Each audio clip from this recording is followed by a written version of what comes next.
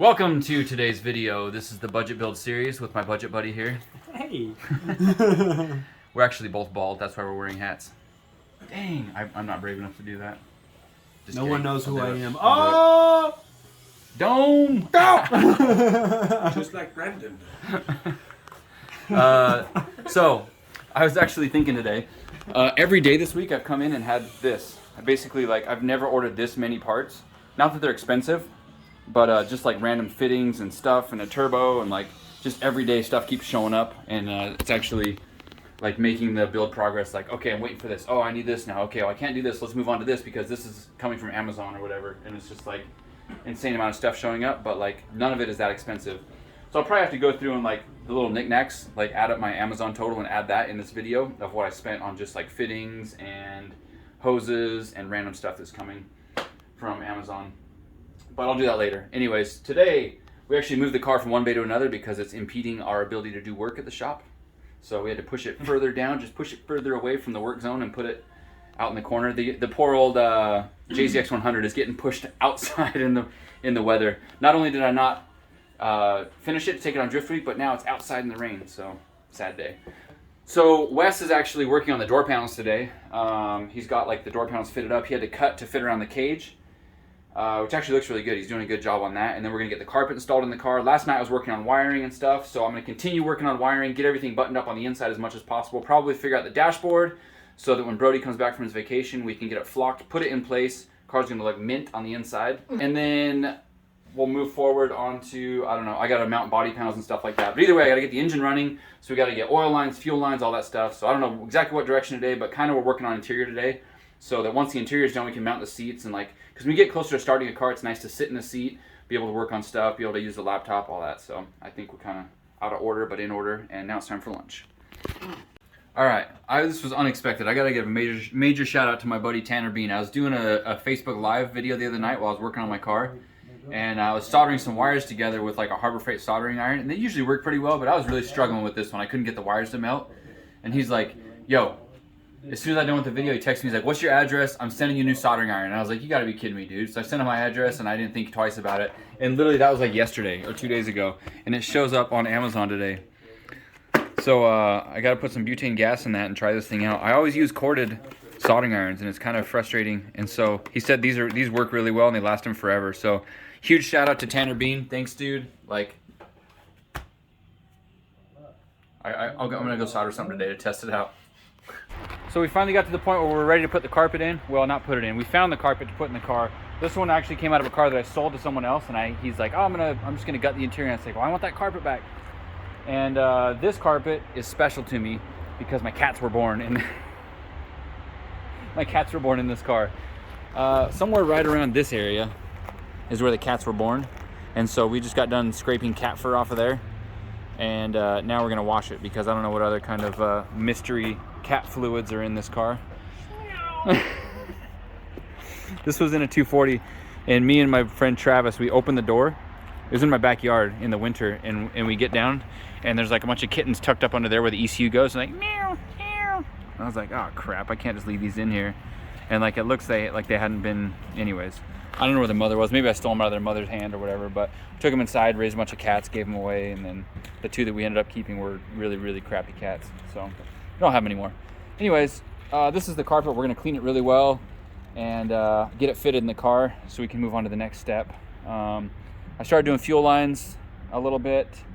I'm missing a couple 90-degree fittings. Like I was talking about earlier, Amazon stuff keeps showing up, but not the 90-degree fittings I need to do the fuel lines. Otherwise, I'd run everything tonight and then power on the fuel system to make sure there's no leaks and stuff, but I'm gonna have to wait until hopefully tomorrow to get those 90-degree fittings. But so we moved on to this, at least for now. Started making oil fittings also, but I can't put the oil fittings on until we get the radiator in. Can't really put the radiator in until we move the lower core support forward.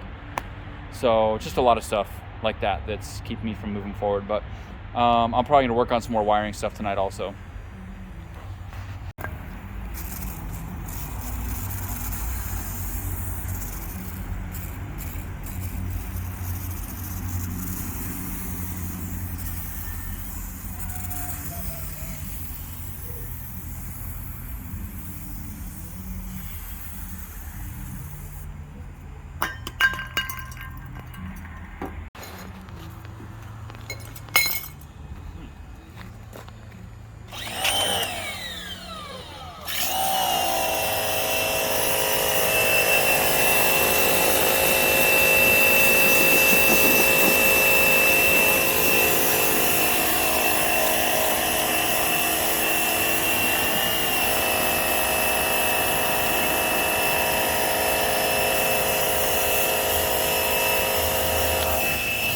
That liquid's bringing out some smells that I'm not comfortable with at all. It didn't smell until it got wet. It's that ammonia smell from cat pee. You smell it? Not yet. Oh, good for you. Ooh, it's groundwater. Yeah.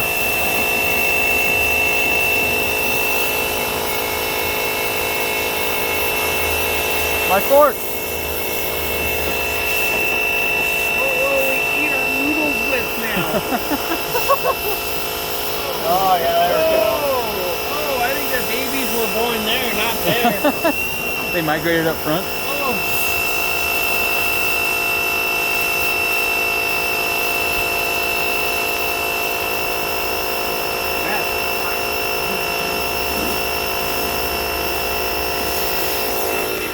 All right, it's time to start scrubbing. I'm gonna go get some gloves and a brush.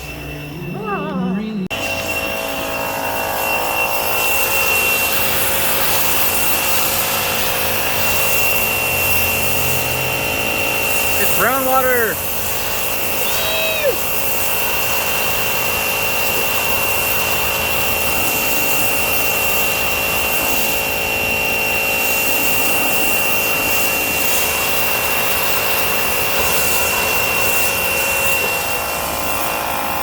Look at that nasty water coming off the carpet. We thought it was all cleaned out, and Wes sprayed it for a long time. We scrubbed it pretty well, but there's still just nasty, nasty, dirty water coming off of there. But it is what it is. It's a drift car, bro. It's just a drift car. Bro, it's a drift car. What does it matter?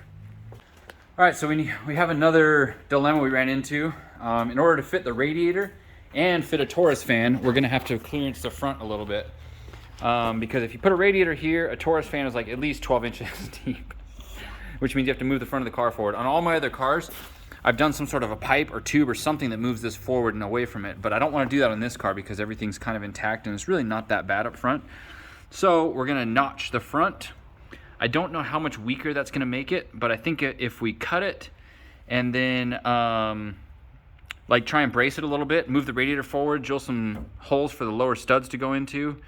I just want to see how we can make it work, and what am I trying to say? As long as we have the clearance we need, and as long as we can like reinforce this enough that it holds the front of the car together, I'll be happy. I guess worst case scenario, we could just even put something across the front of this to add some bracing to it, because this will hold the tension rod brackets by being bolted to the bottom of this still, so we don't have to modify that. But then we could either plate the front or like run some square tubing across the front and then attach it. Either way, we're just gonna start cutting and see what happens. Worst case scenario, we cut everything off and just do a tube, but I think we can salvage what's already here and not have to do that much more work, because we are kind of in crunch time where we don't have time to redesign the entire car and do all this stuff. I was looking at doing the cage kits stuff from Rob Parsons, but I don't know if I want to go that deep on this car.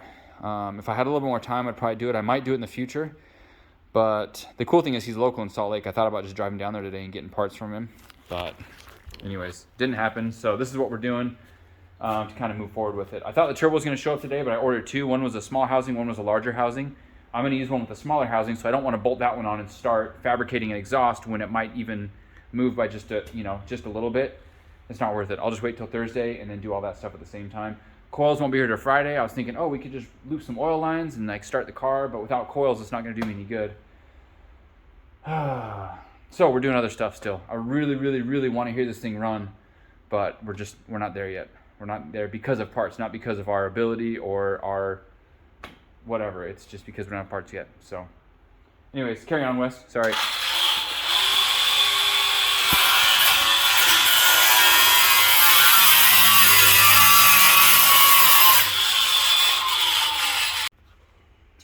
So we got to this part. If you see, we kind of followed the lines here and like got it cut out. It should allow the radiator to slide in pretty far, and then of course we'll cut a corresponding shape in the top. It did weaken it quite a bit, which I knew it would. I mean, this is a lot of structure to be taken out of the car with those pinch welds and all that stuff. So what we've done is we've left a little bit of metal, folded it over, pounded it flat, and now I'm kind of going through and welding it so that there'll be, I guess, almost 3 layers of steel there. So I hope that adds to it. This will allow us to slide the radiator forward. These 2 mounting tabs will have to be moved here. That might be kind of close to these, so we may cut the bottom off, lay some rubber down, and then do something else to mount it in there so it fits better. And then I don't know if we're gonna have to strengthen the front or not, But either way, I'm just going through kind of stitching the front of these because these like to come apart. They separate and the frame rails do this, and then all sorts of bad stuff happens. So I'm strengthening everything in this area, and then of course giving us the room to put the Taurus fan in place. I've never done this before, but it looks like it might actually work. Might actually work.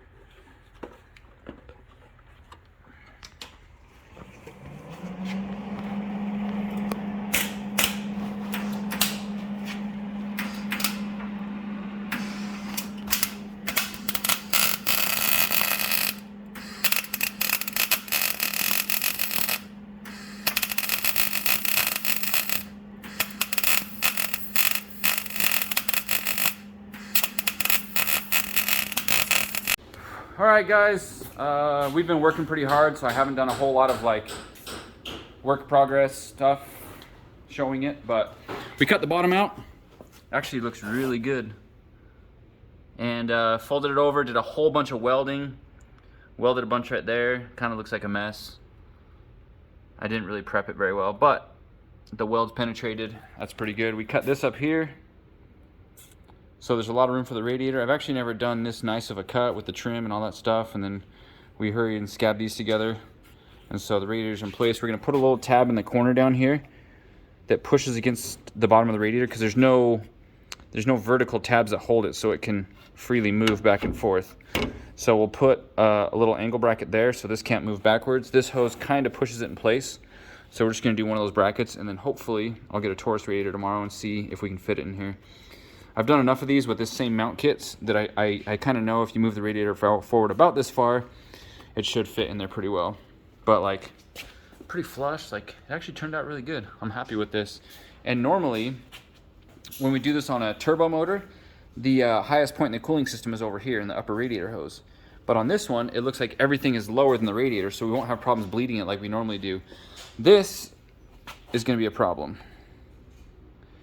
I don't have a hose that can do that, so I'll probably have to cut this and angle it towards that to get it to work. And there's also a height difference. So that's gonna be a little bit of a challenge, but I'll probably do that tomorrow, maybe. I'm gonna focus on fuel lines. That's the other thing is Wes spent some time in the back getting the fuel lines figured out. Luckily we had enough fittings to make that stuff work. But there's a couple of dash 8 fittings welded on there, and so we had to do a dash 8 to dash 6 adapters to make that work.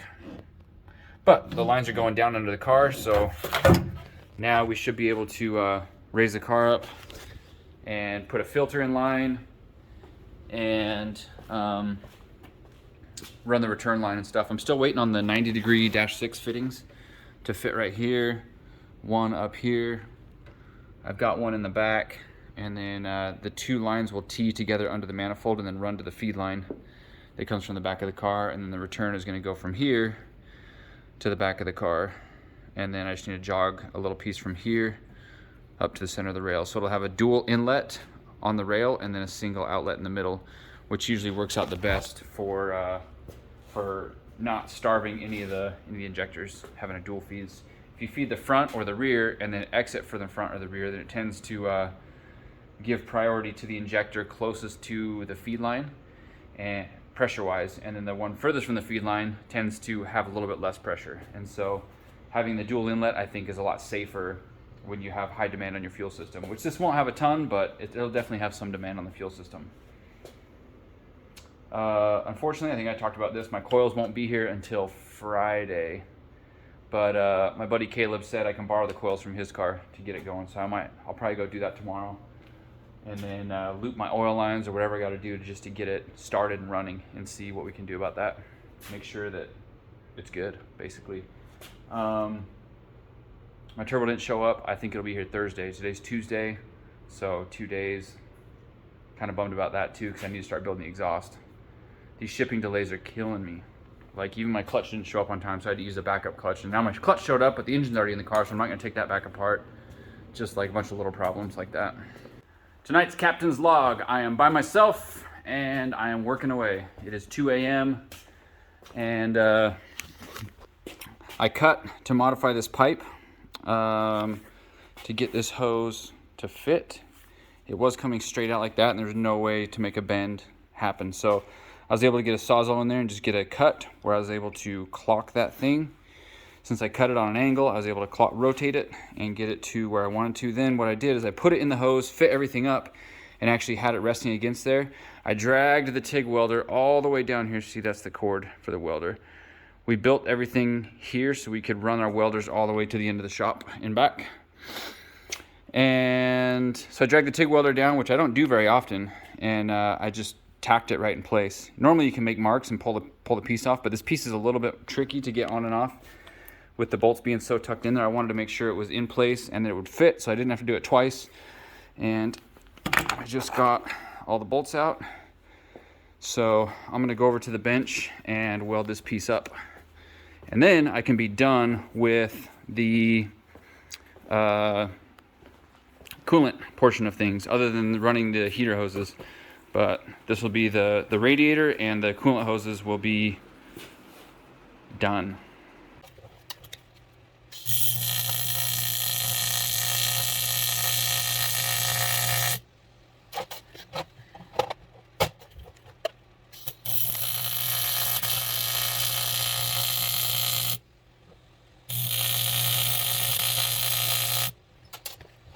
Of course, my best goes on the bottom of the pipe, and the other goes on top.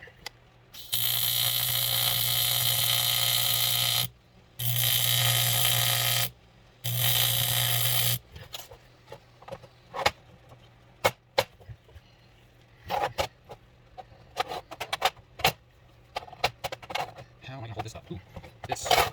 There we go.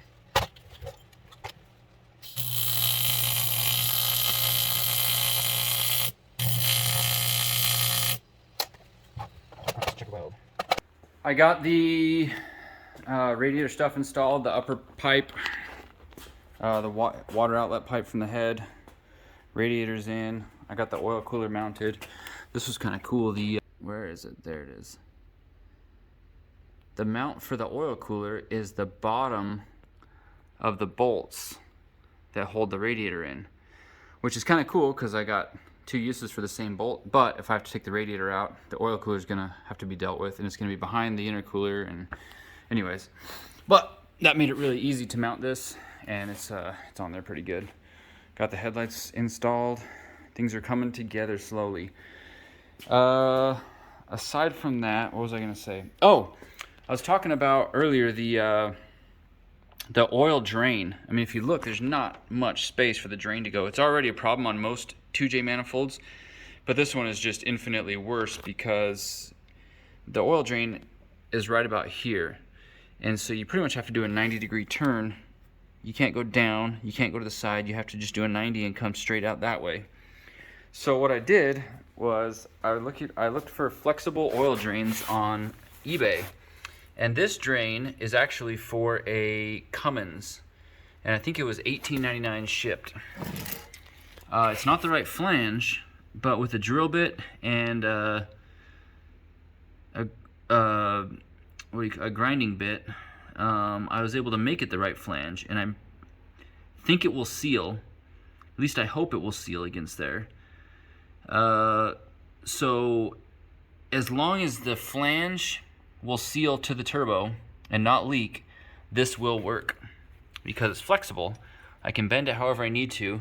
It's super thin, like paper thin, and we're gonna try and weld a -10 fitting on there. I'm gonna have Cole do it. Looks like we can give it multiple attempts, because if we burn through, we'll just keep cutting all the way till we get to there. So it looks like it's designed to like slip into the oil pan or something with a double O-ring. But welding a fitting on there is the best idea I can come up with. So I hope that works. That was one of those things that was stressing me out quite a bit. The wastegate is on there. I don't know if I have a wastegate flange. I don't really have time to order one. So I may just tack weld an outlet, what do you call it, a dump tube on there. And just point it to the ground so it's not pointed at the steering rack. Tomorrow I got to pull in my Icon car and steal the front knuckles and some of the other components, like these front hubs. The bearings are really crunchy, so I'll take the stuff off my Icon car and swap that around. I got the valve cover vents to work.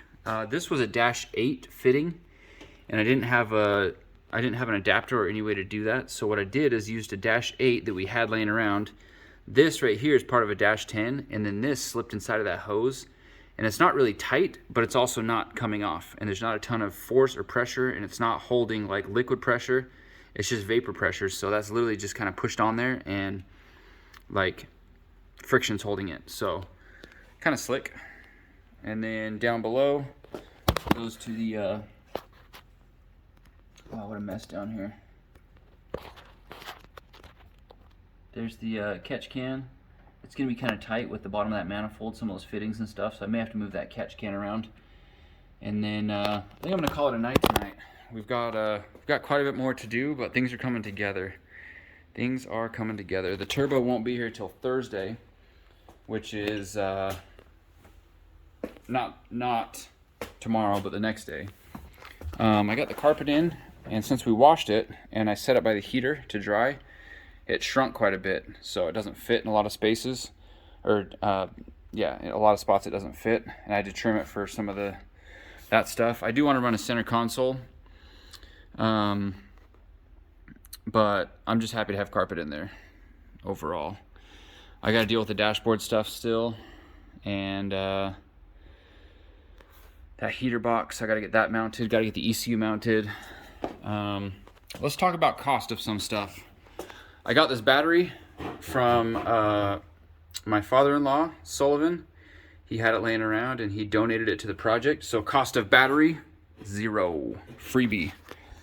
I think I talked about the taillights. Cost of taillights, $0. They came on a car that I bought. Cost of carpet, $0. Cost of the turbo drain was $18.99. We'll just call it $20 for the cost of the turbo drain. Cost of the oil cooler was $40. Cost of radiator, $0, free. I had it upstairs. It was a freebie. The oil lines and fittings. The oil line I had from another project. It was a car I traded, and I got that oil line as extra. However, the fittings, I am, let's see, 20, sorry, this is probably boring, 20, 40, 60, 60, and then two others. I don't know if I'll use them all, but I'll give the cost anyways. We're going to say $80 for lines and fittings up to this point. What else am I thinking about? We have this eBay fuel pressure regulator. That was $30. The catch can was included in that trade where I got the -10 line, so that's a freebie, cost $0. That's all I can think of for now, cost-wise. The turbo, that's not the one. It's still on its way. It'll be here Thursday. Cost of turbo was $500. It's a ball bearing Chinese eBay turbo. I'm gonna regret buying it and wish that I would have gone with a twisted motion turbo, but we'll see how it goes. The budget is such that I bought the cheapest one that I could find, and sometimes, no, let's say it, all the time, that comes back to bite you. So we'll see when that happens. Maybe I'll order another one and have a spare turbo with me. I don't know. But yeah, I'm gonna call that a night, and that's the end of this video. So stay tuned for tomorrow. Please like, subscribe, and leave me your comments below. Let me know what you think about the videos. Let me know if you have any questions about what I've been doing or anything about the car in particular. I appreciate those of you who have been watching and commenting and interacting with this stuff. I enjoy it. I hope you guys enjoy it. And stay tuned for the next one. I'll see you guys tomorrow. Bye.